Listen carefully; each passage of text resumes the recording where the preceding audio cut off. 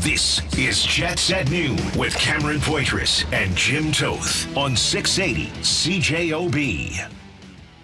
Welcome into Jets at Noon. Tyson Rewicki here in for Cam Poitras for the rest of the week. And joining me, as always, and actually surprised that he is here tonight or today after Sunday's debacle, I guess you could call it, Jim Toth.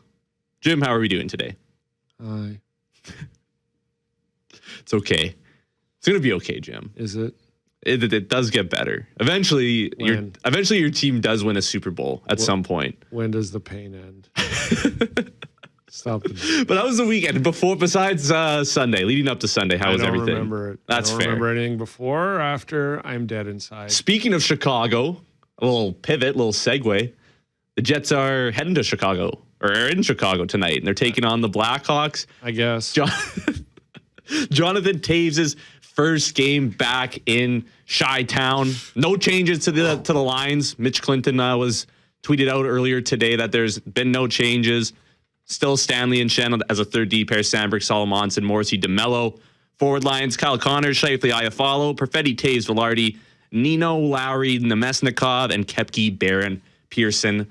Piers Hellebuck's getting the start in this one, Jim. Yeah, it looks like he's starting. Why don't you read the sponsors and then I'll gather myself. Well, thanks for doing that, Jim, because no problem. Today's show is brought to you by Boston Pizza. Whatever. Saucy savings on pasta every day in January from only $11.99. This hour is also brought to you by Wash Method Car Wash, 690 St. Anne's Road. And washmethod.com. We'll pick up VIP text a little bit later on. But, Jim, you and I were having a discussion. Big lunch before the Boston Pizza. Boston Brute. What point in the week are you going to be? I love the Brute. Okay. I don't know. The Brute? I love the Boston Brute. I got to snap out of it. I'm all okay. So here's the thing about how I'm going to relate my Bears' devastating loss to the Jets. And we get in a little bit about this on the podcast. And happy Monday, everybody. Thanks for joining us as always. Of course, I'll get over it. It's interesting that, like Chris Collinsworth had was calling the game last night for the Bears and the Rams. And he said in the fourth quarter, he goes, so often in these big games of these playoff magnitude games, the game is lost and not won. And I would equate that to the Bears-Packers game. I would say, now when given the opportunities, the Bears won the game by capitalizing on those opportunities that they kept being handed to them. And then they pulled it out. So good for them. But the Packers lost that game, right? Like they were cruising and stuff. And I feel the same about the Bears last night. Like the improbability of that pass with little time left to tie it to Cole Clement, which was a 14-yard touchdown pass that traveled 51 and a half yards because of how far back he dropped back and threw off his back foot. But that being said, then you go into the overtime, and all they had to do is get some first downs. Get into field goal range and win. They didn't have to throw a 20-yard pass through a seam and whatever. But anyways, it was intercepted. The Rams come back and win. So did the Rams win that game or did the Bears kind of throw it away? Well, literally in overtime, they threw it away. And then it cost them the game. That's tough, right? Like if the Rams go in there and beat them 34-10, I get up today and go, it was a great season. Well done, blah, blah, blah. Like the Niners-Seahawks game. Yeah, like that is the Seahawks won that game. The 49ers did not lose it. But it's interesting because it's not playoff time, but it's equivalent to that for the Jets. They have to get enough points. They've gotten 9 points out of a possible 10 in the last 5 games. But I even on Sunday was thinking after the loss to Toronto with a 3-1 lead, how you keep getting up off the mat after losses like that. They're different losses. They weigh more. They're gut punches. Go back to the game in Toronto. We went through the schedule. The Vegas game when you had a 3-2 lead on home ice in the third and we're heavily outplaying them. Yeah. There's losing games where you can go, hey, we didn't have it tonight, but we've gotten points in 4 games. We got 2 important ones Monday, Tuesday. Let's go. It's just, I'm fascinated by tonight's game, not because of the whole Jonathan Toews storylines, but you continuously to lose games you've won is different, you continuous to lose games you should have won is different than just losing games to me. And that game on Saturday night with no William Nylander and the 2-goal lead, it's tough to lose that. Now they got a point. Fair enough. Great. But the last month when they desperately need points, they have gotten kicked in the junk a couple times to the tune of we should have won that game. Well, and we gave that game away. You can look at a couple of those, and you mentioned some of them there. But again, the Vegas OT loss, the Edmonton loss, the Toronto loss, the Wild OT loss. All games they should have gotten points in. Right, and you could say that they should have gotten points there, but you could also say, well, if my grandma had wheels, she'd be a bike, right? Like there's Charles Barkley. That's kind of where we're at with this team. Where yes, there's some games where you look here and there, and you could grab a couple extra points, but this game against Chicago, I mean, and they're banged up too. Frank Nazar's out. Like, he is one of their key cogs offensively. And obviously Bedard's back in the lineup now as well. But Chicago's missing some pieces. On paper, Jim, there's absolutely no contest really between these two teams. Yeah. But we'll see what happens because paper, is worth what? Until you play the game, right? So, I'm not trying to downplay how well they've played. But even in the post game on Saturday, when I was listening to Coach Arneal and stuff, and he's like, you pinch up too far, you move at the wrong time, it's an odd man rush, and then, Josh Morrissey in overtime, I'm sorry, that play you made at the opposing team's blue line, when you lose possession at your opposing team's blue line on 3-on-3, you're going to give up a golden chance. And I'm not blaming Josh, I'm just saying, like, those are times, if you make that play, you probably create something for the point is the 3-1 lead. It's not, to me, the overtime and the play that was in overtime. To me, it's the 3-1 lead and you can't close it out. And that's the losses that's really, really tough to keep getting up from, because I'm, as a spectator watching it, I'm like, this is weighing after a while. Yeah. It's like you're losing these games, these handful of 5 games in the past month that you should have gotten points out of 3 or 4 of them, and you probably should have won 3 or 4 of them. They just go by the wayside. It's a different type of loss in my mind.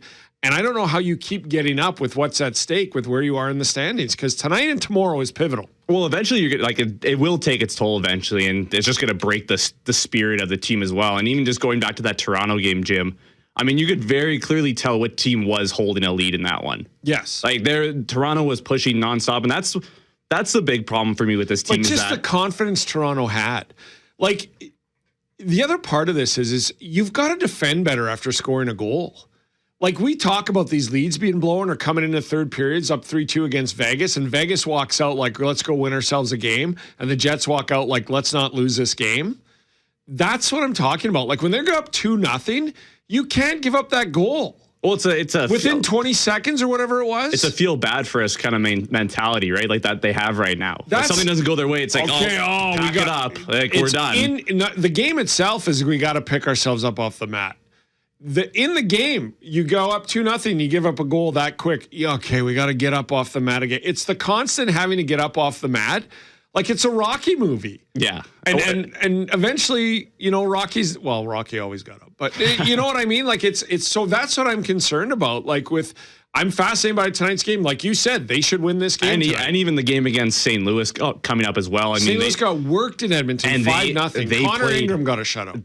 St. Louis played so bad with no Leon Draisaitl as well for the Oilers. Like, they played so bad. So these are 2 opportunities here where. And it depends what boat you're in, right? Because, I mean, some of the fan base is in the let's try and get back into this playoff race. And I'm probably more in this other camp where it's like, hey, maybe let's focus towards next season and how we can improve the team next season instead of focusing on the here and now. But here's what they're looking at. So right now, they are 7 points back of San Jose for the final playoff spot. If they win tonight, they move ahead of Chicago. They're tied with St. Louis. If they win tomorrow night, they're 2 points ahead. And if the Calgary Flames don't win a game, they're ahead of they can jump 3 spots in the standings with 2 wins by Wednesday morning, depending on the other teams. But all you can do is take care of yourself. They have 44 points. Chicago has 45. Calgary and St. Louis has 46. If you get up Wednesday morning with 48 points, you're now got just 3 teams ahead of you. But, I mean, we listened to the Jets report on Friday with John Shannon. He was saying, I forget the exact number, but realistically, the Jets could afford to lose 11 games from that point on Friday. So now you're down to 10. Jim, like, I'm sorry at this point in the season, I just don't see this team keeping it below 10 losses the rest of the season. I just don't. And it's a shame that we're at this point, but at a certain point, you almost have to just hey, this is the hand that we dealt ourselves, and this is the situation that we put ourselves in. Well, they're going to keep This fighting. is where we are. Like when we have these, for sure. have these discussions, there's nobody in that room, even 10 games from now, if they go 1-9, is going to go, and management isn't going, hey guys, you might let in a couple penalty kills on the power play. They're not throwing in the towel, but I think so. This is why I think tonight and tomorrow are so really integral to this, because I don't think we'll know till the end of the month. And I think even if they win these next two games and get those 4 points over the two teams they're chasing, I don't think that tells me I'm still waiting until the end of the month, because then you have much tougher competition. But if you can't, like tonight's game in Chicago with Jonathan Toews and all that's going in and around that and wanting to win a game for Toews and blah, blah, blah, I think you win. St. Louis is scaring me a bit because you got to come home. St. Louis is coming in after getting shut out. Steve Ott, their assistant coach, is now the AHL head coach. I've never seen that in season. It's odd. You got goalies hiding in the hallway. You got Hofer who can goalie you. I don't know what to expect from tomorrow night's game. But let me put it to you this way. They go into Chicago and lose tonight.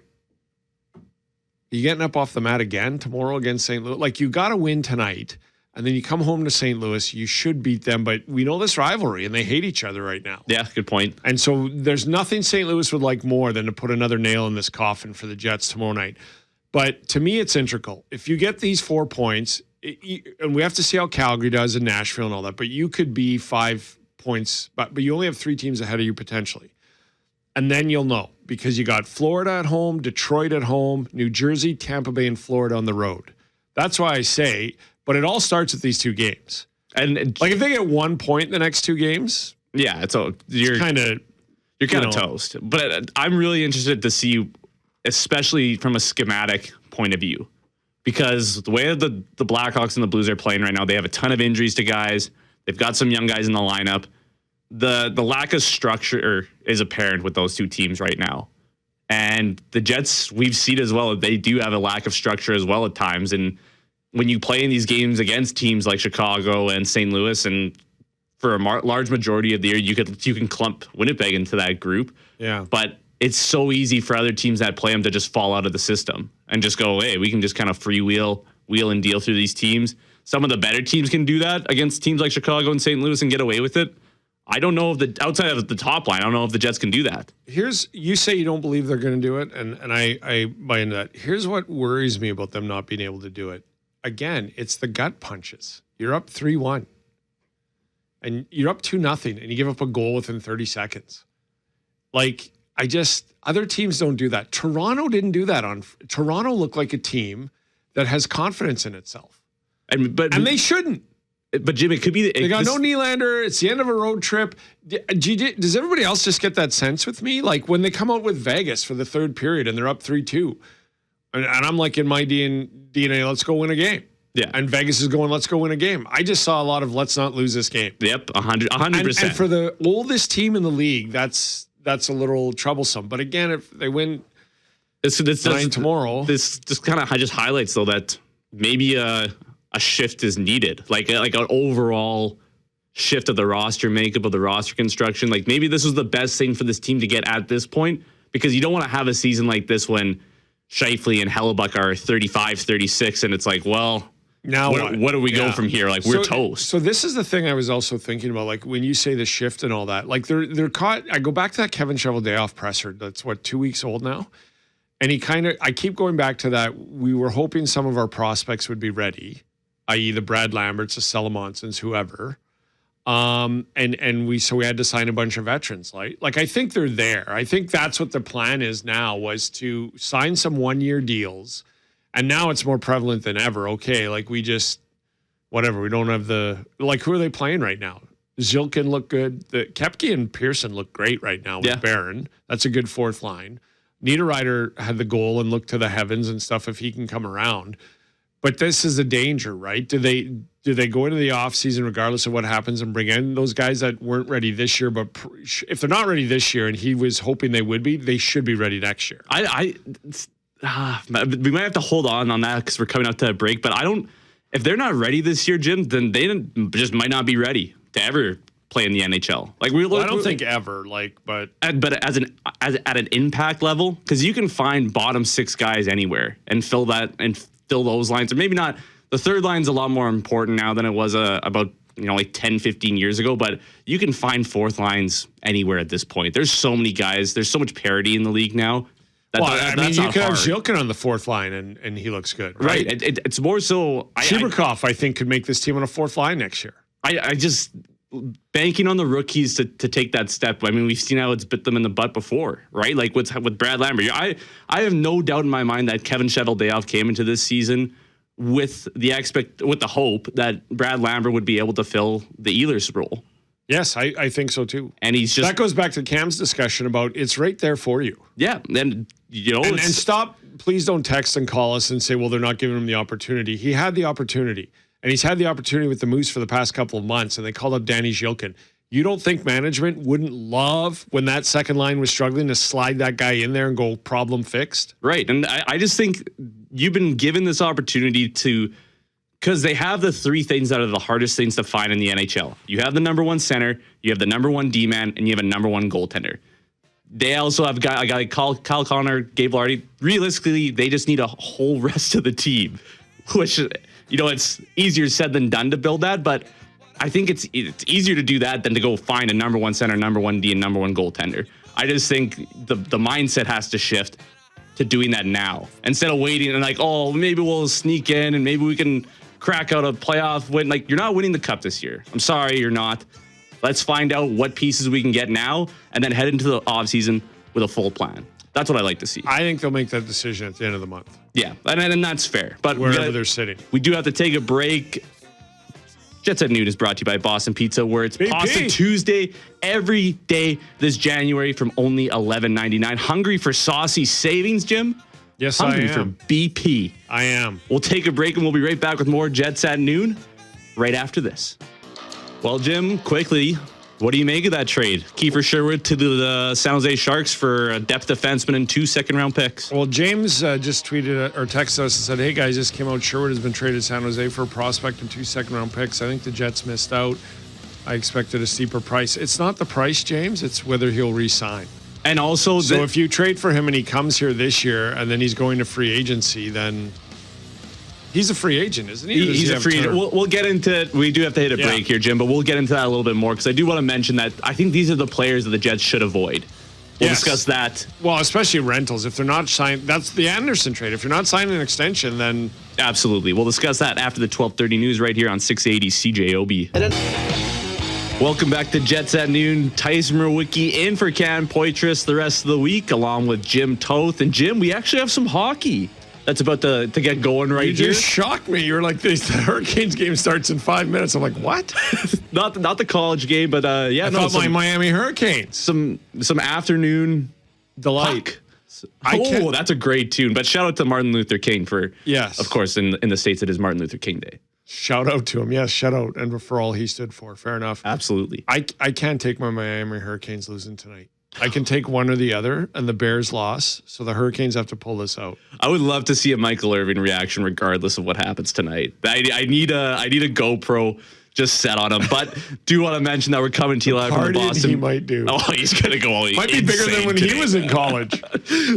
Coming to you live from the Boston Pizza Studio. Saucy savings on pasta every day in January from only $11.99. And this hour is also brought to you by Wash Method Car Wash on 690 St. Anne's Road and at washmethod.com. We'll read the winning text in our next segment. But Jim, that was a hot sorry to interrupt. That was a hot ticket, the Wash Method on the weekend. I drove by there like 7 times going to kids hockey and everything like this, and it was always lined up. With all the weather and this economy? In this economy, you can't afford not to. You can't get a better gift than that. You can't afford not to go, and we're giving you a free one. Absolutely. And then you add in the romance. In this economy, a free date night? Come on. Everything. You can get whatever you need at Wash Method. Did you hear that guy who called in today? He's on his way to Chicago to watch tonight's game. He's a big Toews fan. He's going to wear a UND jersey. But he planned a date night in Chicago with his wife and then found out that the Jets were there tonight, and he's a Toews fan, so he bought tickets. And he just let his wife know yesterday that the date night includes the hockey game. And That's awesome. He was like, and then Greg Macklin's like, wow, she wasn't too, like he said she wasn't too impressed. So Macklin's like, well, buy her a big glass of wine. He goes, I don't know if wine and a hot dog on a date night's going to cover it, but We might have to go for dinner after the game. Maybe if it's dollar dog night, then. And I was like, dude, you don't know that. Hot dog and a glass of wine, throw in a wash method car wash. Oh, you better watch out. Especially a Chicago glizzy. He better watch out. A Chicago glizzy? Somebody could get pregnant after a date like that. Those things just slide down. The hot dog? Yeah. Oh, okay. Yeah. Okay. Anyways, let's get back to some hockey talk here. Yes, let's talk hockey. And if you are just tuning in, then you just missed us announce that the Vancouver Canucks traded Kiefer Sherwood to the Sharks for a depth defenseman and a pair of second-round picks. One second-round pick is this year's, the other is next year, both the Sharks. And the Jets wouldn't be able to do this trade anyways because they don't have any second-round picks. But and you're not going to send a first for Sherwood. I really thought he was going. I'm honestly surprised he didn't get it. I'm surprised he didn't get a first either. But clearly, this has been going on for over a month, and so the ask for the first just wasn't happening. Yeah. And I don't blame him because I love Kiefer Sherwood as a player. He's an absolute spark plug. He wasn't a full-time NHLer till 2023-24, and he's going to be 31 in March. They say that he's looking at $6 million. Yeah, no thanks. I'm not paying a guy who's having his best season at 31 years old. That's just what they say. Like Chris Johnson reported, Logan Stanley's looking at a 5-year, $25 million deal probably. And we do have to kind of. It's going to take a little bit to get used to the rising cap as well.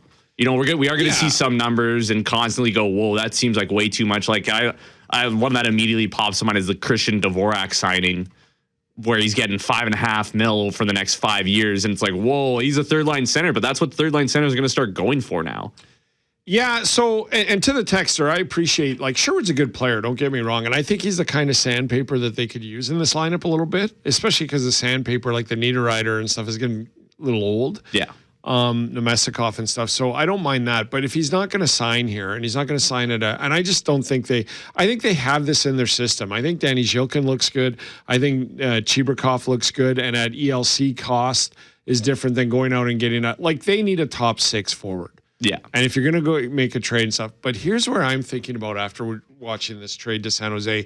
There are a ton of contending teams that missed out on this. Like Dallas was heavily after this, right? And I'm surprised that they didn't go there. And maybe that's just it. They're like, we're going to take 2 seconds unless you got a first. And maybe Dallas is like, I'll give you a second and something else or whatever. But here's where I think for Kevin Cheveldayoff, what is Brock Besser thinking? Start circling around that. Quinn Hughes is gone. You mentioned Brock Besser, but Jake DeBrusk was scratched. And Jake DeBrusk, that's healthy not scratched. set well with his camp at all. So, and then we have Andrew. I'm not even going to try in Edmonton, which I don't think he's a top 6 guy on this team, to be honest with you. So I can understand. But if you're looking at getting youthful at the same cost as in Niederreiter to him, I think he could be valuable going forward in the bottom 6 on this team, but I wouldn't overpay for that. You have Tyler Bertuzzi in Chicago. We're going to watch him tonight. I don't mind trying to acquire him, but that's an in-division trade again. It's weird because the teams you could pick a pocket of are in your division. The St. Louis's, the Jordan Kyrous of the world. They do have the history with St. Louis. So I start circling. We tried to. Word is they tried to sign Brock in the offseason. He went to UND. I can promise you when he signed that extension, it wasn't for Quinn Hughes going out the door, Kiefer Sherwood going out the door, potentially Elias Pettersson. I don't think he's in for a rebuild. I don't think that's why he signed it. I don't know that. I don't know if he's like, I just want to play here and hopefully we can build a winner. I don't know, but I would presume when he signed that, Quinn Hughes was the captain. Yeah. So I start circling. Ron just texted into the show too, 204-780-6868. And I'm kind of more on board with Ron here. And, Jim, you mentioned some of those names like, Mangiapane's been brought up, Bertuzzi, Kakaniemi's another one. I don't mind going after those guys, but I'm not giving up even decent assets for those guys. Well, that's why the Jets aren't getting these guys. Because I believe these are the guys that they have to start taking some chances on. The guys who are going to free agency, like the Rasmus Andersons and the likes of that, aren't just... They're leaving. They're not even... If they're polite, they'll say, I appreciate it, but don't bother calling. Yeah.